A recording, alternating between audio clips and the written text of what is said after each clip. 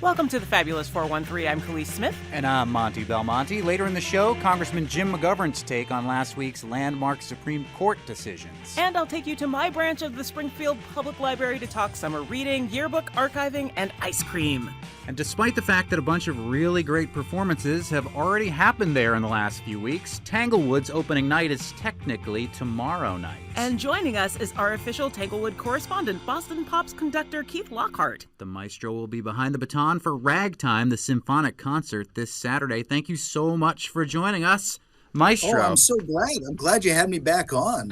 I didn't know whether you were going to keep your promise about the official correspondent thing. You made the promise to us, and we were so honored. So of course we're taking advantage. Absolutely. Glad to have you back on. What we do. Even if you're tired from teaching a class around 1 o'clock and rushing back to the Berkshires from Cape Cod. Yeah.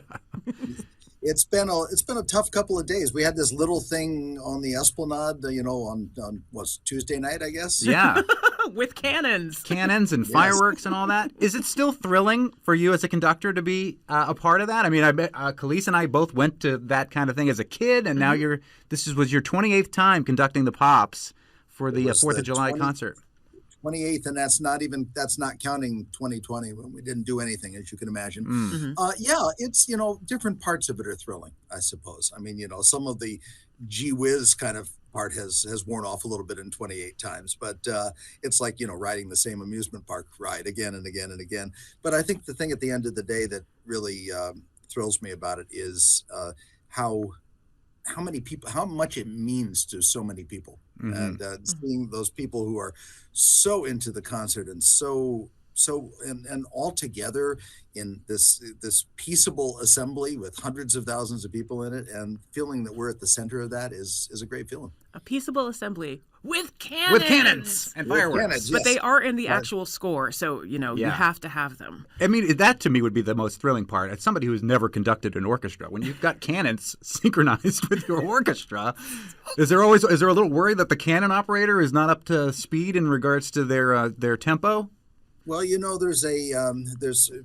some people are try very hard to get them exact until you realize at the premiere that Tchaikovsky's would have been fused cannon. Yeah. Like you would have lit the fuse. So you know that they weren't coming in precisely on the end of two. So I always tell people that. I say, you got to realize that this is written with a certain fudge factor.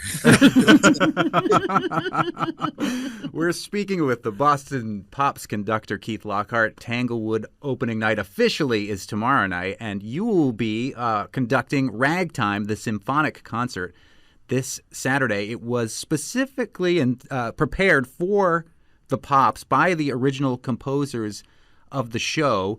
Stephen Flaherty, Lynn Ahrens. It's a Terrence McNally book. Were you involved in the creative process of turning this into a performance specifically for the Pops? Not so much in the creative process, but I was involved in convincing the people you just mentioned to do that.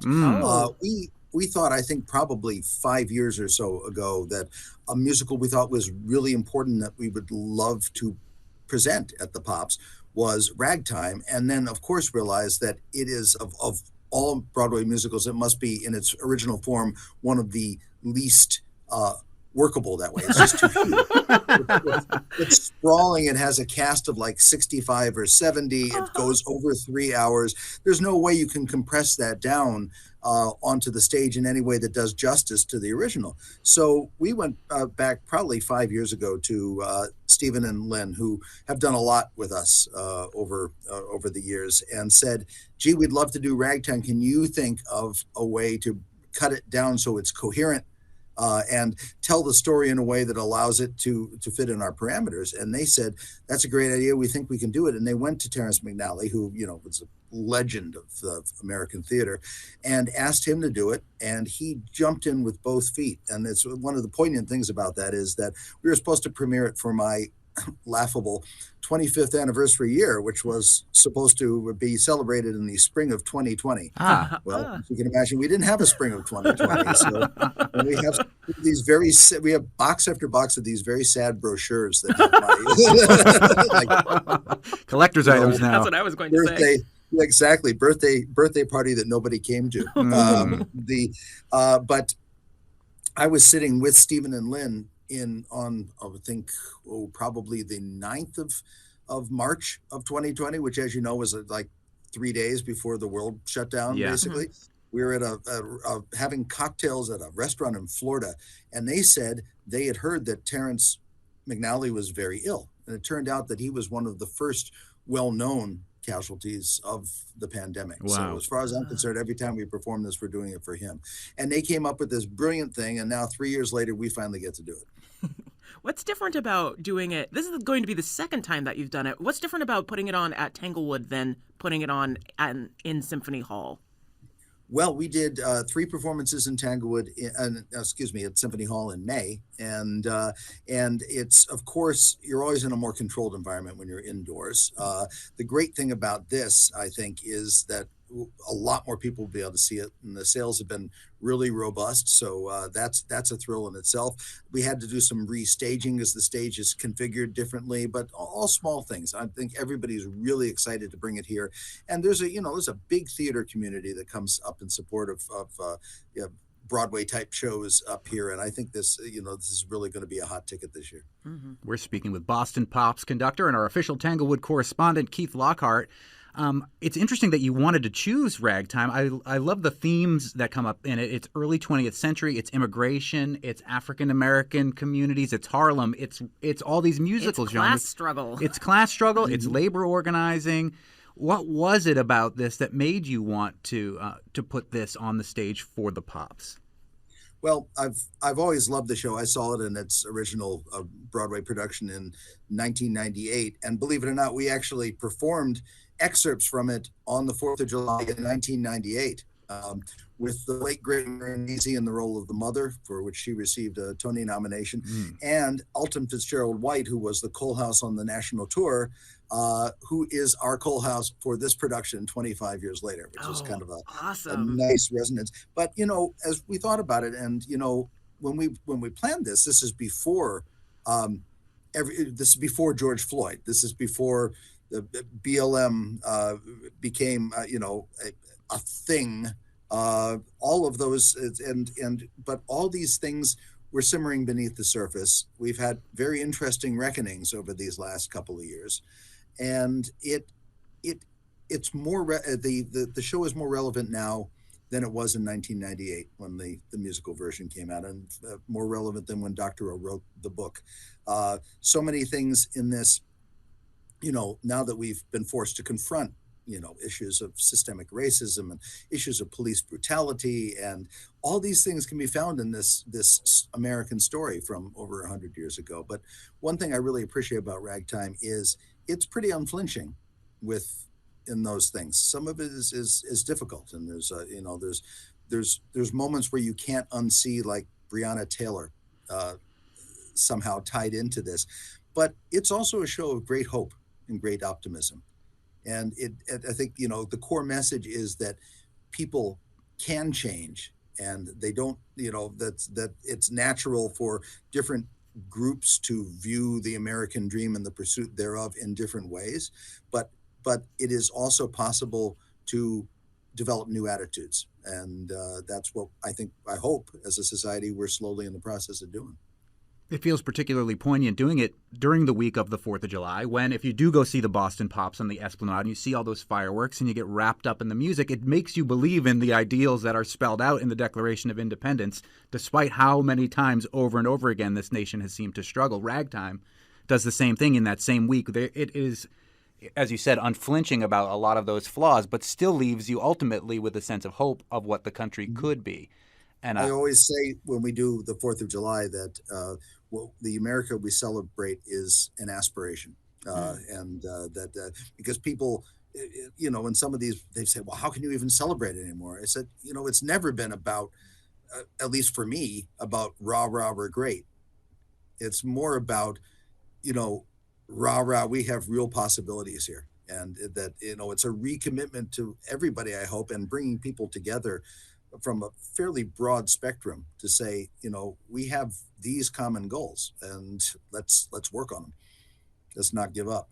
We're speaking with our Tanglewood correspondent, Boston Pops conductor Keith Lockhart, who will be behind the baton for Ragtime, the symphonic concert, this Saturday, and this the official opening week of Tanglewood. So with pieces like this, especially like ones that are ported out from Broadway pieces, there's always some staging of the actors who are singing behind you in front of the orchestra. Is that ever distracting while you're working, or have you? Who's moving over there? It's like, oh, well, like, or is it cool, like in the middle of something that like the Pops have got the groove of? Do you get to like peek around your shoulder and see what they're actually doing? Well, I do a lot of over my shoulder conducting, just in terms of keeping things together and being aware of that. But it is it's more awkward than doing it from a pit. But I love the way this show turned out, and I think the audience is going to too.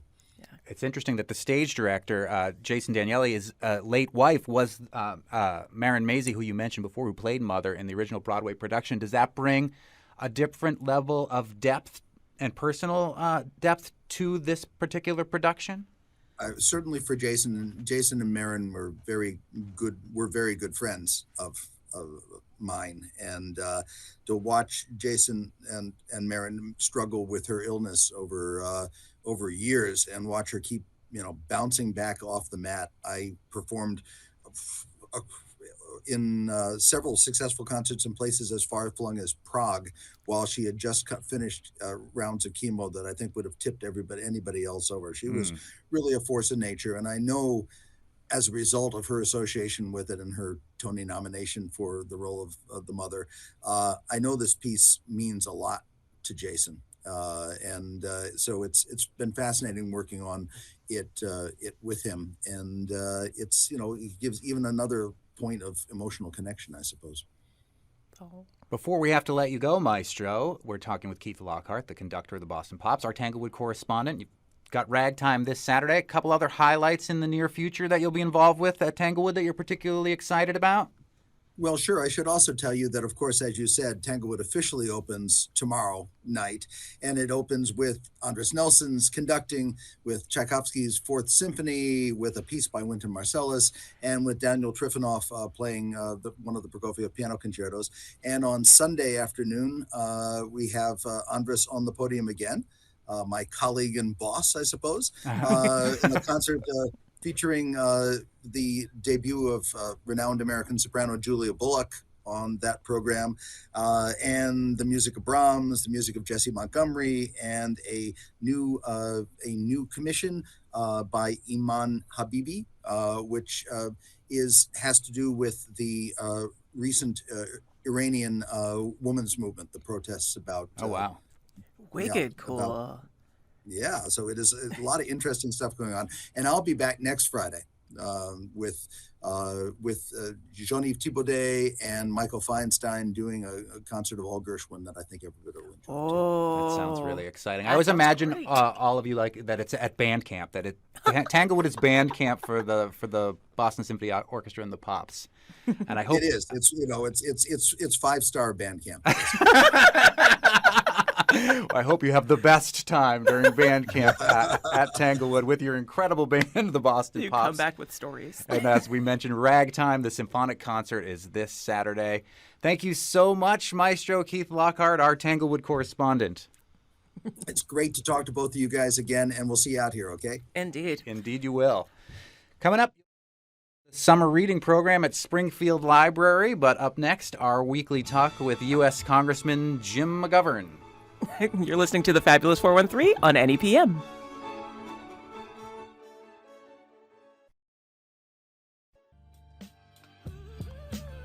Welcome back to the Fabulous 413. I'm Monty Belmonte. And I'm Khalees Smith.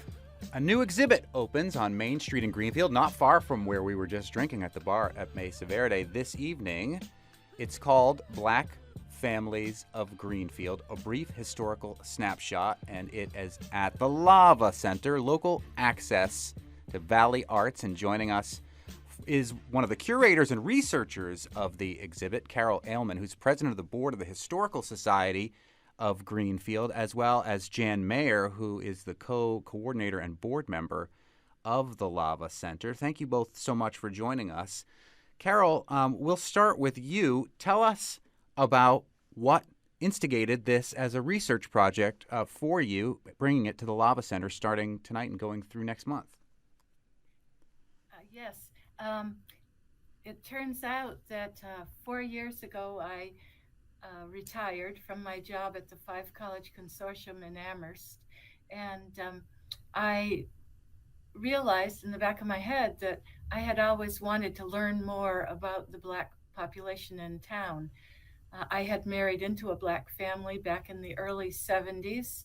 I knew some of the folks at that time, and then I'd lost track. The marriage ended in divorce, and I still had this inkling of what was going on with some of the folks, but I basically wanted to return to that topic, and I hadn't found much in the written record, so that's what got me started.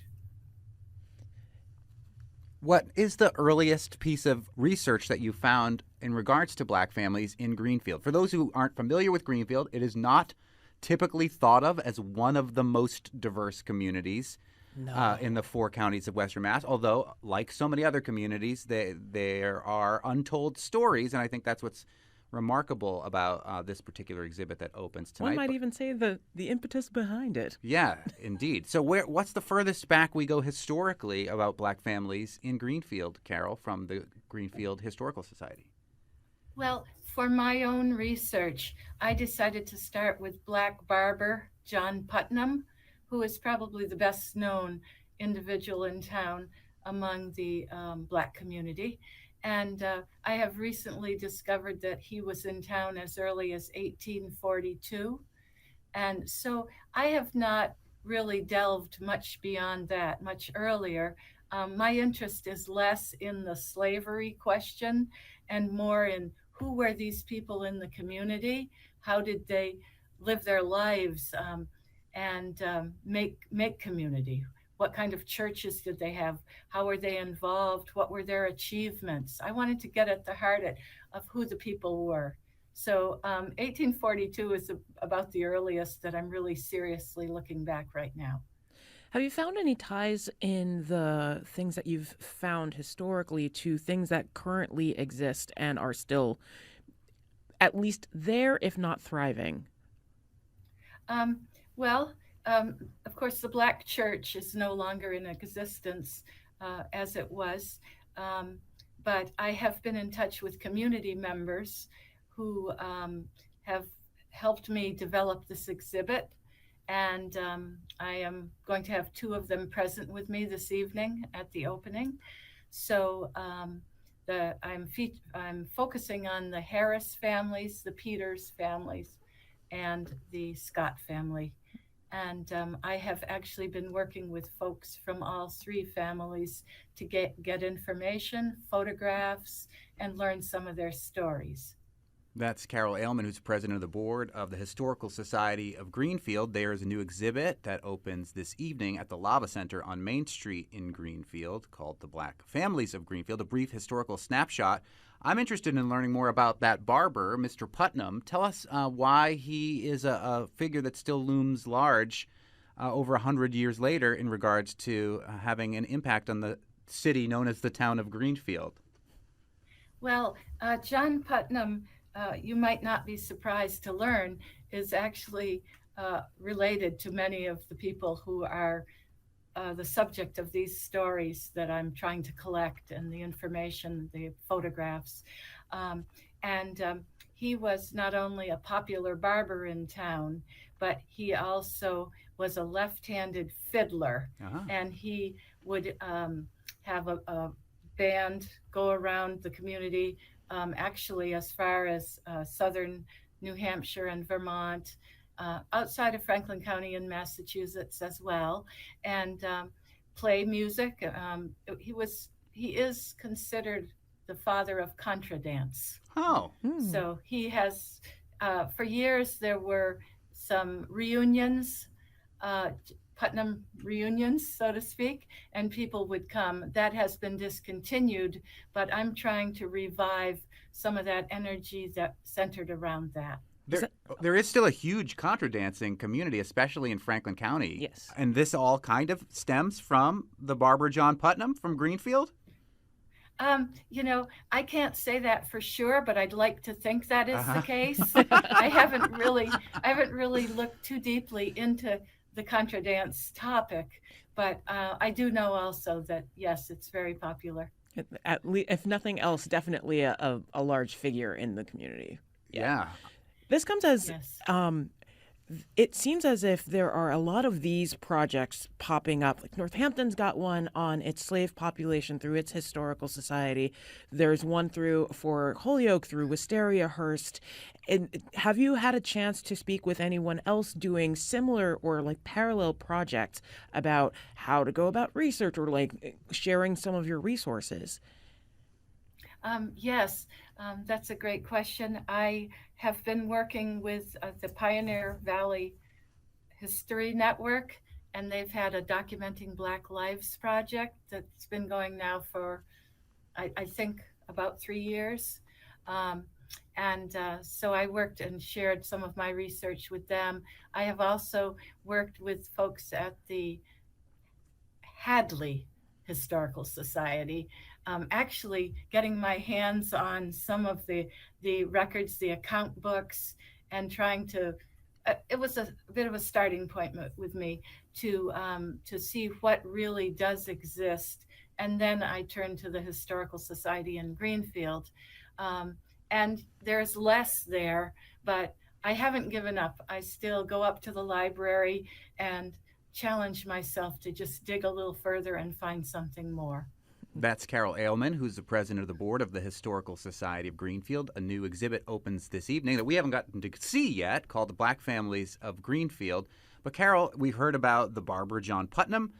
Tell us another story of an interesting person throughout Greenfield's history and the impact that they had on that community that you've learned through researching this for the exhibit at the Lava Center. All right. There are a lot of possibilities here, so I'll have to think for a second. I guess I'll go with Charles Scott. Charles Scott sang with the Belafonte Chorus. He played out of New York City. He was a big figure in Greenfield. He always came back to perform at the local Lions Club events, some of the other groups in town, and he was a Greenfield kid, so that he's also featured in my exhibit rather prominently. He was on the Fred Waring show, which I'm told was similar to what some of us remember as the Ed Sullivan show, and he sang there. And you were saying that one of his family members or some of his family members will be there tonight at this opening reception. Is that true? I don't know that I'll have any Scott family members there tonight, but I have 2 Harris family members coming, and I believe that I have several Peters family members coming. I don't know a lot of these people, but the more local ones are going to be present. Tell us about what the Harris family's connection is to what research you've done. All right. Well, the Harris family includes Edie Harris. She's in her late 90s, and she's going to be present tonight. Wow. She is one of my greatest experts, and her niece will also be here, Ellie, and I intentionally have included them so that they can help me answer questions about the family. Edie's husband, Bill, was in the fire department in town, a well-known individual. I think it was on the volunteer staff, and he was the chief of that group. Well, we're going to take a little break, but coming up in just a second, we'll have more with Carol Ailman, who's the president of the board of the Historical Society of Greenfield, and their new exhibit that opens at the Lava Center tonight called Black Families of Greenfield. And we'll also talk with Jan Mayer, who's the co-coordinator and board member of the Lava Center, about some of the other interesting stuff that they've got going on there on Main Street. You're listening to the Fabulous 413 on NEPM.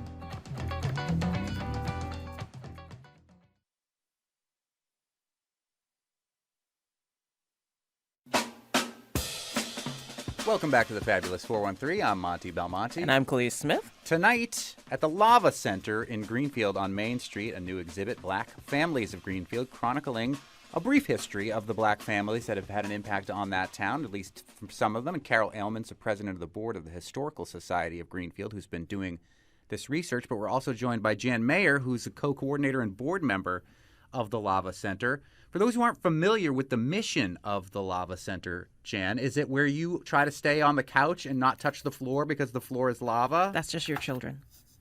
Or what is the Lava Center? The Lava Center is a community arts and humanities center in downtown Greenfield. We're right at the cultural crossroads of Greenfield at Federal and Main. We're located between GSET and TD Bank, and on the other side, the Pushkin building across from the GSET Common. is the community-owned internet. The bank is the bank. Yes. And then the Pushkin was a bank and is now an arts center. And right And there now in the an middle arts center. is the Lava Center. And yes, and we're across from Hawks and Reed, which is another artistic landmark We of sure the love corner, them. and from the Greenfield Common. So we're right in the heart of it. And what's the mission of the Lava Center, Jan? The mission is to create opportunities in and through the arts and humanities, and that covers a wide territory of being an incubator where people can come to develop their ideas, whether they're visual artists or spoken word artists or written word artists or playwrights or performers. So we have a wide variety of, and filmmakers, I should add too. We have a wide variety of artists whose work is shown here.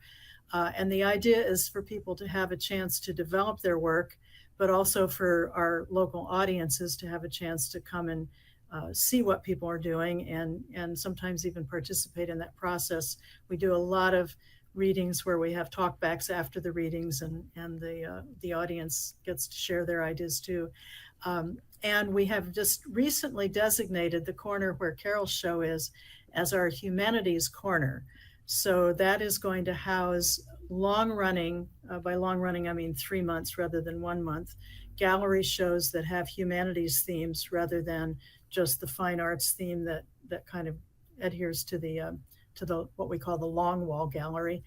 And so every 3 months there will be an exhibit that is up long enough for people to get by and really pay some good attention to it and learn from it, learn the stories of people that are not well known in the town. The whole thing this whole project kind of grows out of our Echo Greenfield, which we launched a couple years ago with help from the Humanities Commission to develop a digital platform. That was during the COVID lockdown days. And that ECHO stands for Exploring and Creating Histories Ourselves. And so that has continued to be, once we developed that program, something that has drawn people. And we hope that more people will come, as people come in and see the gallery shows, will be inspired to tell us and share their own stories with us. We will have listening booths from time to time. Nothing is scheduled right at the moment, but people who want to be on top of that can follow our website at thelavacenter.org and see when we have a listening booth. You can come, you can tell your story to somebody who's had some training in oral history listening, or you can just talk to a microphone without anybody interceding. It's like your own StoryCorps there. Like our own StoryCorps, Yeah, like right. Fridays and then Morning if edition. you tell us your story, you are in charge of it. You are in charge of whether you just want a copy of it or whether you want to allow us to use it in some larger humanities context. Well, thank you so much, Jan Mayer, who is with the Lava Center, a board member there. And the exhibit opens tonight. Carol Ailman is from the Historical Society of Greenfield and has done the research on history behind some of the black families of Greenfield. It opens tonight, a reception from 6 to 8, but then it's open through September. Thank you both so much for joining us. Thank you for having us. No problem. Thank you. I'll speak for Carol, too. I've got the headphones. Next week on the show, the 413's own Rachel Maddow. She's got a new podcast with Isaac Davy Aronson called Deja News, and they'll both be joining us next week on the show. We'll also be broadcasting live from the brand new Greenfield Public Library on Friday afternoon, where we'll meet the librarians and hear the music of Scottish harpist Maeve Gilchrist. We'll be playing at Antenna Cloud Farm in Gill that night. You should join us at the library a week from today. She does absolutely amazing things on harp. You really should can't see wait, it. really. Come and join us. We're going to be talking about accents of the people of Chicopee from the Gilded Age with linguist Ren Wood. And we'll talk about the ups and downs and ups again of the record store business at Platypus Records in East Hampton with John Dugan, professor of music business and popular music studies. Our director is Tony One Day More Done. Our engineer is Betsy the Electric Slide Lankto. Our technical team is Bart, underwhelmed by Coffee Machines Rankin, Kara Freewheeling, and Naptown Foster, and Punk Rude Boy Dubé. Thanks to Spouse, Happy Valley Guitar Orchestra, Lab de Ohms, Tina Turner, Wu-Tang Clan, and One Time Weekend. And Curtis Mayfield, I'm Khalees Smith. I'm Monty Belmonte. See you next week on the Fabulous 413.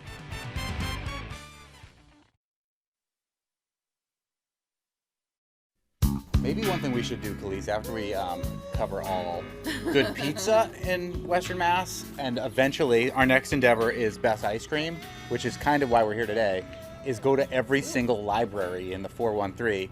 That would be awesome. I mean, I would absolutely love doing that because libraries are the best. We could be the CW Mars system. Like, It sounds like a I can't planetary say system. how much of like all of my summers and times after that, like when I first moved to the Valley, how central libraries were to my entire existence because I couldn't pay for internet by myself, and so like that's where we go for like job hunting and like reading in my spare time and like just getting stuff done. Like libraries are so incredibly vital to any thriving community. Period. And when we moved to the Valley, we were so broke we could not pay to do anything but go to the Jones Library in Amherst and take out all of their DVDs one by one. And a lot of cool libraries in Western Mass. Yes. But how many of them have a reading garden like the Mason Square branch of the Springfield Public Library system? My name's Elizabeth McKinstry. I'm a librarian at the Central branch of the Springfield City Library. We have 9 locations in Springfield. That's awesome. And of course, like the main library is just like a glorious epicenter of library goodness. It is. It's pretty great. But honestly, all of our locations have great individual personalities.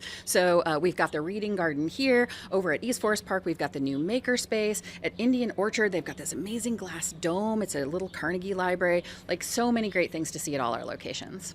But I especially like this one because this is my branch, because it's right down the street from my house. Don't come find my house. Don't come find your house. You know, in addition to the garden, this is also the branch that has the seed library. I know. Someone just told me that I could take seeds, and I was like, I have a space where my peppers died, and now I need to plant something else. This is perfect. Tell us about the seed library, Elizabeth. Yeah, so every year when it's planting season, we put up a list of all the seeds that are donated from a company. They're organic, non-GMO, and you can pick up to 5 seeds. And so we have lots of flower and vegetable varieties that people can come just take so they can plant in their garden at home. It's a really popular service. Do you have to return them as peppers? You return them as seeds, and then they'd keep it going. We're not quite there yet, but you're right. That is definitely the goal ultimately. But you know, we produce so much produce in our reading garden here that we have lots to give away ourselves. So, but sometimes people do bring it by, which is really fantastic. So, And we're really here because we heard there was an ice cream social, and we came early. We're just going through all the books. And Khalees, you already joined the summer reading program. I did. Yeah. It was the first thing that I did when I came in through the door. Was it what I meant to do? No, but I did it, and it was very fast and painless. Tell us about the summer reading program.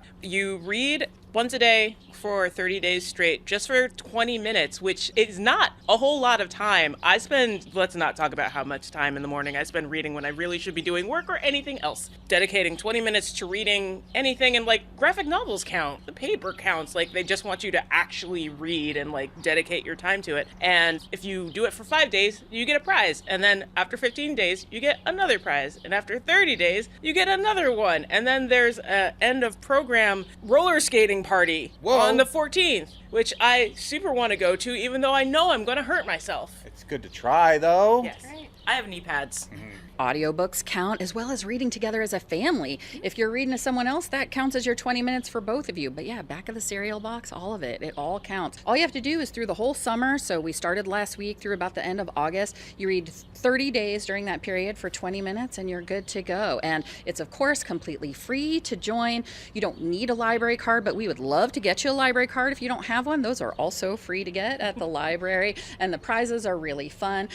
And you can do it on paper or you can do it in an app on your phone. So if you're an app person, you're good to go. If you like filling out the little circles on the paper log, you're also good to go. However you roll works for us. Yep. And now Elizabeth, who is the training and program librarian for the Springfield Central branch of the public library system here in Springfield, you have an amazing historical archival project that you're working on. Oh my gosh, it is so exciting.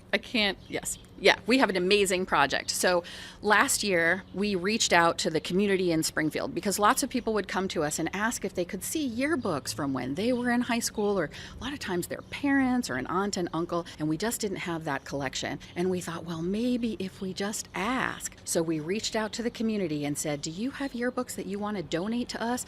We will send them to the Digital Commonwealth, which is the Massachusetts Digital Library, and we'll get them all digitized online for free so that if you don't live in Springfield anymore, you can still access them. And can I just tell you, we got almost 400 yearbooks donated, over 250 unique items. People brought in Letterman patches, class photos, stories, graduation programs. I know this is going to sound corny, but I cannot tell you the number of times I sat at the reference desk and cried with someone who had these yearbooks that were important to someone they loved, that they didn't want to throw out, but they needed to know someone would love and cherish those yearbooks and keep them forever. And that's what we promised to do.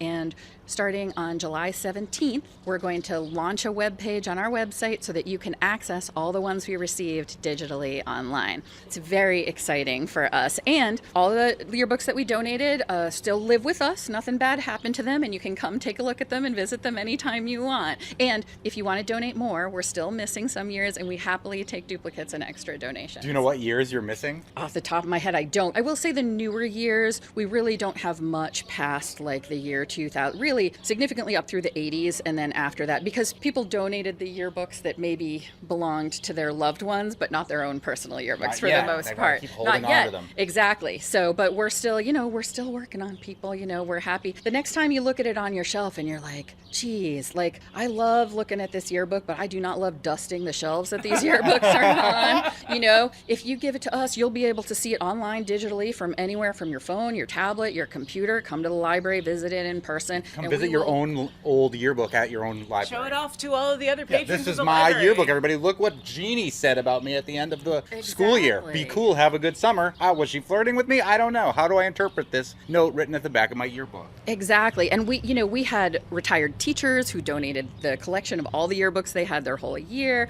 We often get inquiries via email, and I had a gentleman email me several months ago from France. He was trying to find out information about his mother's high school years in the 1930s. So particularly he was looking for a 1931 yearbook. At the time, we'd already sent it to Boston to be digitized, and so as soon as it was online, I was able to send him links to particular pages, and he learned that she was in the debate club and she was in student leadership, and that she had even been in a play, that there was a review written in the paper about it, because once we had that, we could do more looking.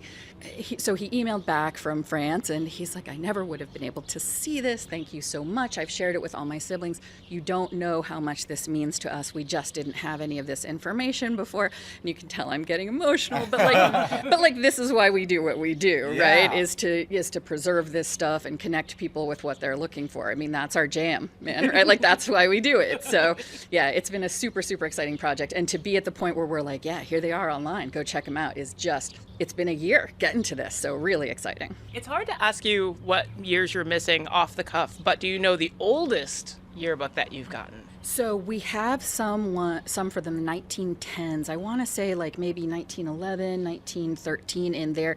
interestingly, they're not actually a high school yearbook. They're fraternity books that sort of predated the concept of yearbooks. So high school organizations, brotherhoods in the high schools created their own annual book of their members and things. So they're almost a precursor to yearbooks, but they really show a picture, a window into that time, which is really, really amazing. But, so many high schools in Springfield, right? So many. I mean, it would be a whole other project if we did the colleges, right? But so many, take a look at classical, right? Which is, of course, across the street from Central, where I work.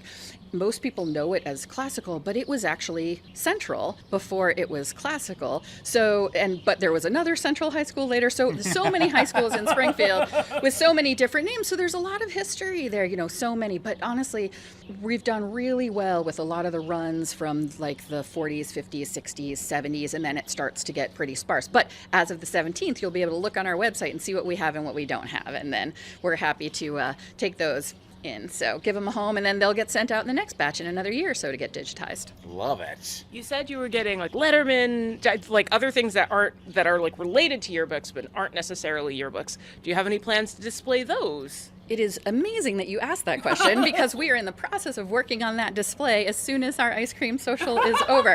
So there's a lovely set of display cases on the first floor at Central Library, and we already have all kinds of plans for displaying those items as of the 17th when we launch it online so that people can come visit those and take photos as well. Some of the things we got, there was a class from the 1940s, I think, where they gave us a whole stack of the individual senior graduating pictures of every senior in these little cardboard frames with and everybody signed their photo. I mean, just a lovely souvenir of an entire class.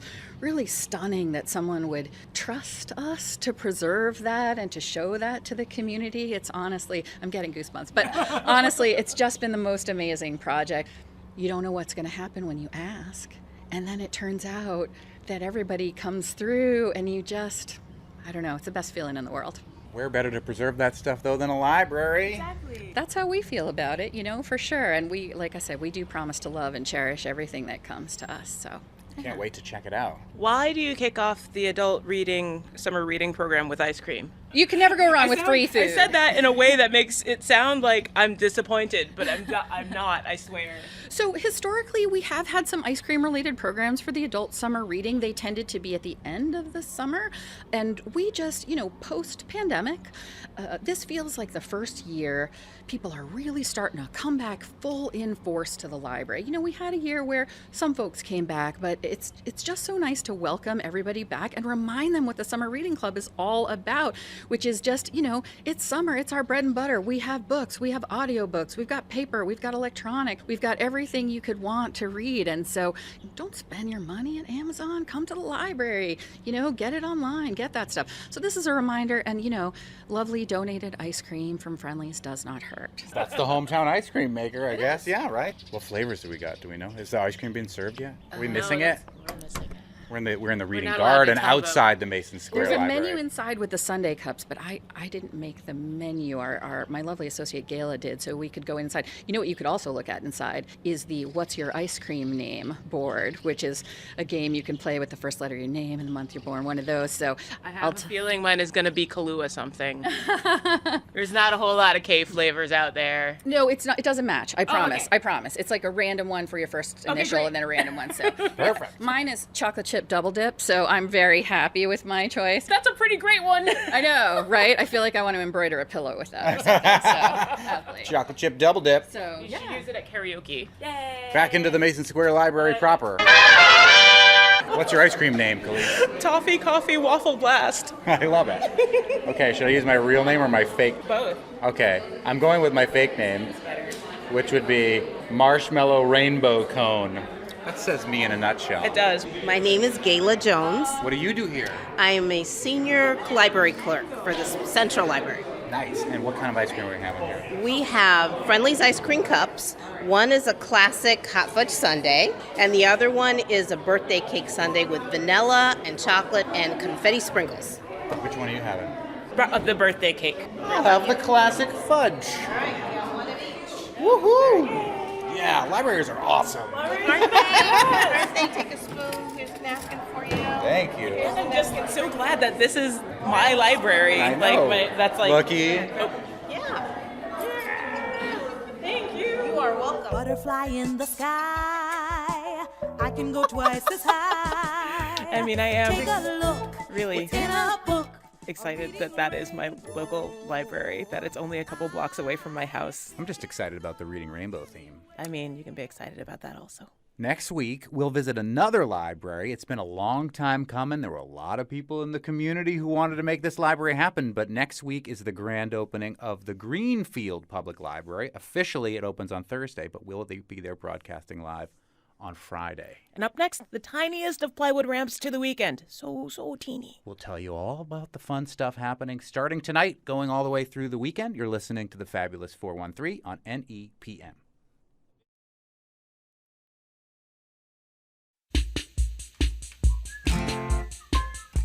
Welcome back to the Fabulous 413. I'm Monty Belmonte. And I'm Khalees Smith.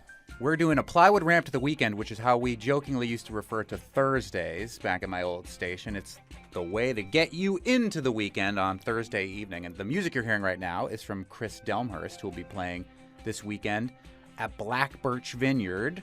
She is a great singer-songwriter. That's a real fun place to go see a show. It is, and they have some really cool things lined up, so you can check out more of what's happening there at Signature Sounds Presents. At Black Birch, and that's in Hatfield. Indeed. They Might Be Giants is happening tonight at Deerfield. That show is sold out, but if you're willing to drive a little bit out of the 413 area, their show tomorrow night in New London is not sold out. And you can go back to, what was it, Monday? Monday's episode of the Fabulous 413 and hear our wonderful conversation with John Flansburgh. And if you happen to be lucky to know somebody who is like moving their house and getting rid of a They Might Be Giants ticket like our engineer today, Bart, did, then you might still be able to go see them. Hit up your friends is what Monty's trying to say. Treehouse in Deerfield. Hit up your friends. Go on social media. That might be a thing. Or go to New London, whatever. Bands on Brewster is a new thing that's happening in Northampton that is being presented by, I believe it's the Northampton Arts Council is helping to coordinate all this stuff. But Indeed. Brewster Court is right there in downtown Yes, Northampton. that space between the brewery and the garage is Brewster Court. Am I right about that? I'm pretty sure I'm right about that. Yeah, it's that